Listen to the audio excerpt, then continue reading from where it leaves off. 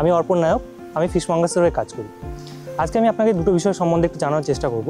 কীভাবে বর্ষাকাল এবং শীতকালে আমরা মাছের পরিচর্যা করি এবং পয়েন্টে কী ধরনের সমস্যা তৈরি হয়। বর্ষাকালে জলের লেভেল অনেক বেড়ে যায়, যার জন্য পিএইচটা অনেক বেশি ফ্লাকচুয়েট করে। সেই ক্ষেত্রে আমাদেরকে এই ব্যবস্থা নিতে হয়, চুনটা সময় মতন দিতে হয়, প্লাস আমাদের যে পাড়গুলোতে আমরা আছে সেই পাড়গুলোর পরিচর্যা করতে হয়, যাতে করে কিনা সেখানে আমাদের কোনো রকম ক্ষয়ক্ষতি না হয় এবং যাতে জল বেরিয়ে না যায় সেটার ব্যবস্থা আমাদেরকে করতে হয়। ফিডিংটা খুব ভালোভাবে গুরুত্ব দিতে হয়, কারণ যেহেতু বর্ষাকালে জলের টেম্পারেচারটা অনেক সময় কখনো বেড়ে থাকে কখনো কমে থাকে। সেই জায়গায় আমাদেরকে এটা লক্ষ্য রাখতে হয় যে যাতে আমরা জলের টেম্পারেচারটা কন্ট্রোল করছি এবং এয়ারেশন যে সিস্টেমটা সেটাকে আমরা মেনটেন করছি।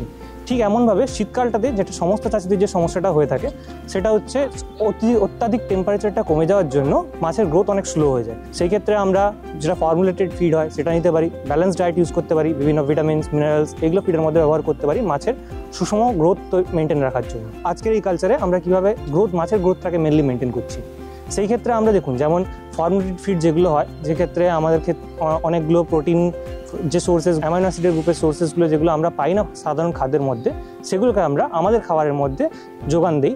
এবং তাছাড়াও আমরা যেটা ফর্মুলেটেড ফিড হয়, ফর্মুলেটেড ফিড দিয়ে মাছের গ্রোথটাকে ধরে রাখার চেষ্টা করি। এভাবেই আমরা আমাদের কালচারটাকে এগিয়ে নিয়ে চলেছি। ফিশমঙ্গাস এই কাজই করে, আমরা ফার্ম টু প্লেট সিস্টেমের মধ্যে কাজ করি। এই আমাদের ফার্মিং যেটা আমরা আমাদের সাফল্যে করার চেষ্টা করছি।